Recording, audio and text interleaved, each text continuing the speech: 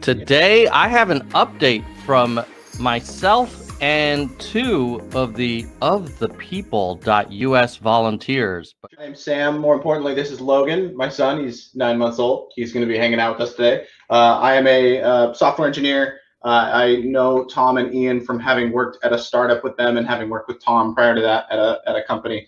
And I'm just excited to be a part of the team. Well, welcome back, Sam. Good to see you, buddy. Ian? Yeah, I'm Ian. I do not have a child with me, but I have artifacts of my kids right behind me that you might be able to see. I write code every once in a while, and Sam and I worked together back in the day, and also Tom. Yeah, so write a lot of the code of the people, and happy to be on the team. You and I started about it around June of last year, because I think it was like around Independence Day, right before. I remember because I was like camping around June, and you called me early in the morning. That does highlight that all of us are volunteering, you know, and so we all have day jobs, children, spouses, other projects that we're working on.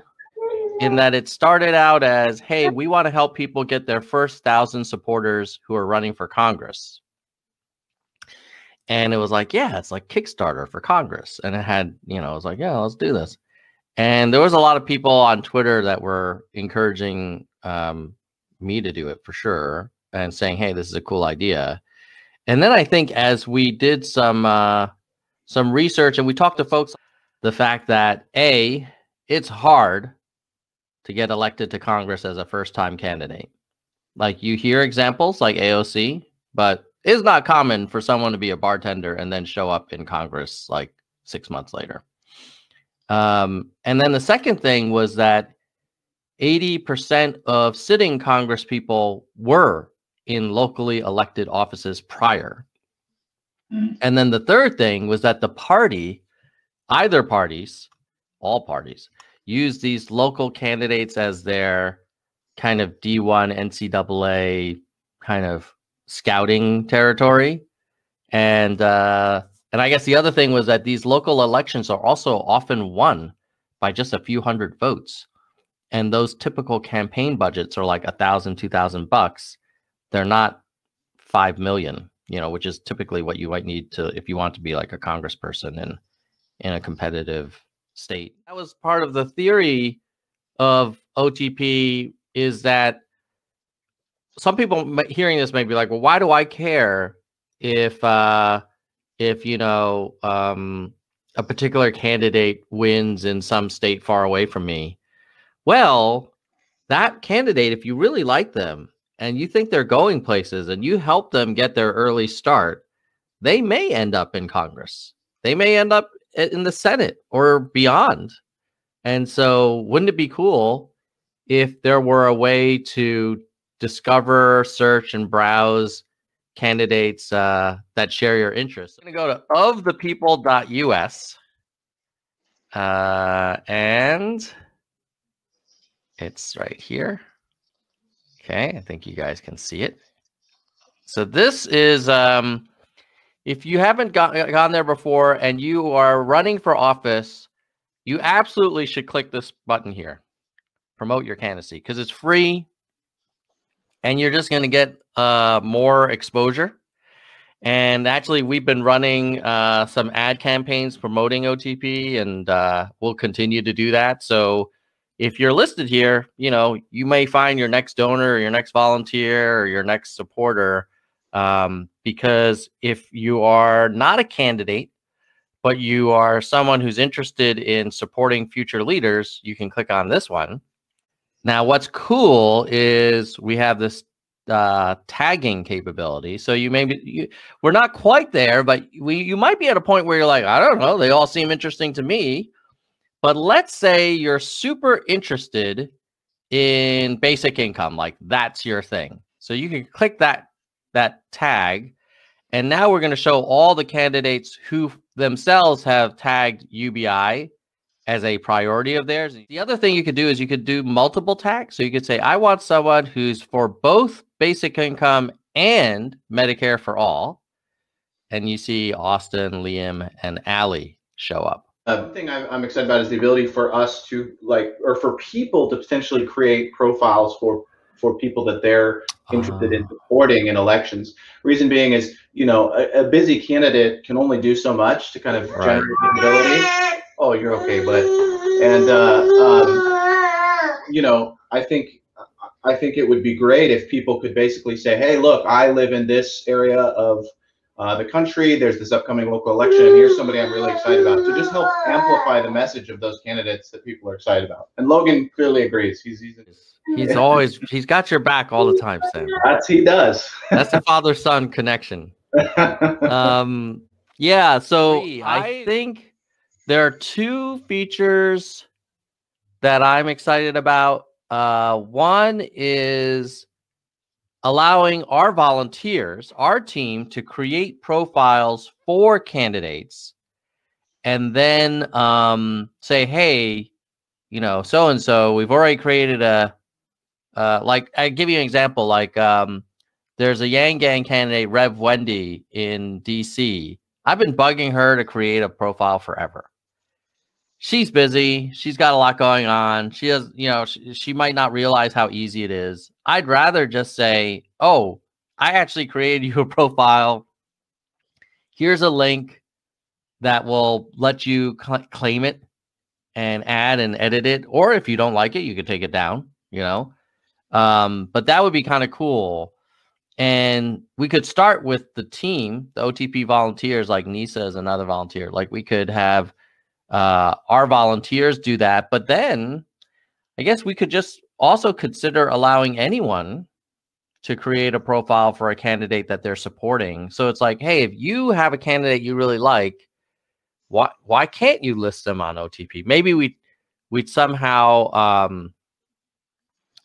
down the road we'll need to have like some verification thing or call out that this was like a supporter created profile. And that leads me to just the fact that every time I vote in a local election, I get this pamphlet, right, that's sent out to me in the mail, and it has like a short paragraph about the person and a picture. And that's largely what my vote in these local elections is based on. And so I think the biggest thing I can hope that we can improve is that process, to where instead of using that little pamphlet that barely has information, if I could look at a longer form description of a candidate with richer media like video, with question and answers, and just kind of get a much better representation for where that person stands, it lets my vote be that much more effective, and it gets us away from this crazy bipartisan scenario we're in, where I kind of just go, oh, okay, Democrat, I'm going this route, which is not right to do, particularly in local elections where that person is going to influence policies that have a day-to-day effect on my family and our daily life. So I just see us replacing that little brochure and having, much richer information that's available for people to consume easily. This has been a question that I've had for a while. Like this, I feel like there's sites out there that do that, but I think they're probably like maybe if you go to church, like maybe there's somewhere your church might send you to, like, here, look at this to figure out who to vote for, or your union or whatever, right? Like I think all those things actually, they're probably pretty partisan in except for the ones sent out by the local government and whatnot. Like, could we fill a niche where we're the kind of nonpartisan piece of the version of that? I think there's something. I'm kind of curious what the landscape is. Yeah, I mean, you could learn a lot about a candidate. One thing I found is that if you are interested in a candidate, you can learn a lot about them by going to their website. But it's harder to compare across candidates. You basically go to one person's site and you're like, okay, I'm going to get their life story and all this stuff and the cool video and blah, blah, blah. But then you're not in like comparison shopping mode, which is, I think, what we're trying to support. Because ultimately, while we are all kind of Yang Gang and supporters of progressive kind of reform, I think what we really, for OTP, what we want is competition. And we want as many voices heard and, and voters having as many choices as possible. Here's what success looks like in when I just had this idea in what success might look like.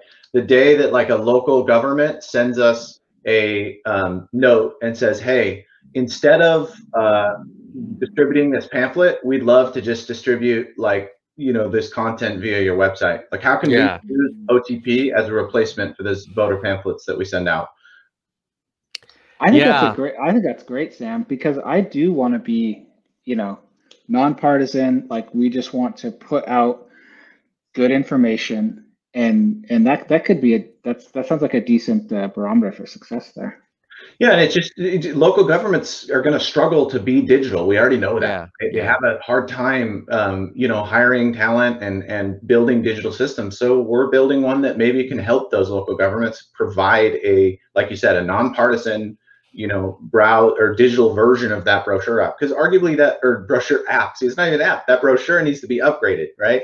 And we can help them do that. Let's give another shout out to the candidates who are on OTP in the spirit of increasing awareness, since these wonderful folks decided to create a profile. So if you go to candidates, Alan Lee, welcome, our newest OTP candidate. Fry Sandlin, running for mayor of Jacksonville, Florida.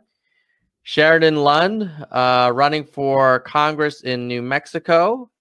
Andrew Legnani, House of Reps, Connecticut. Austin Searle, U.S. Senate. I think Austin is in Montana. Yeah. Liam O'Mara, who I think is in California, running for the House.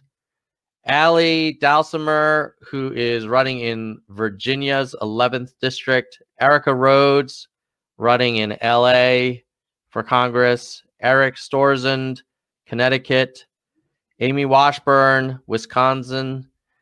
Yenny DeRoche is running for city council in Worcester, Massachusetts. Ryan Stark Phoenix, Arizona is what I see for that zip code. All right, there you go. So good thing we have Sam with using the Google machine.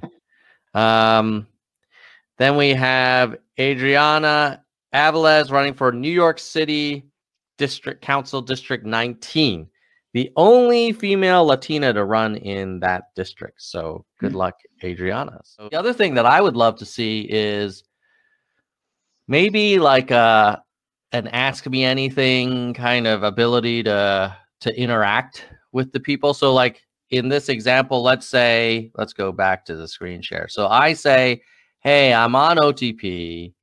And, you know, I'm like, wow, you know, this Liam O'Mara, he's a really cool dude. He sounds really compelling.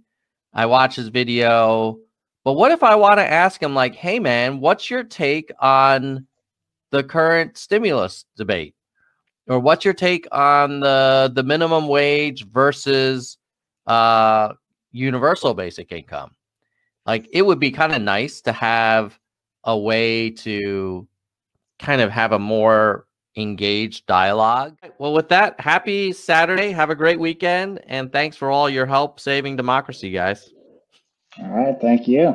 Goodbye, nerds.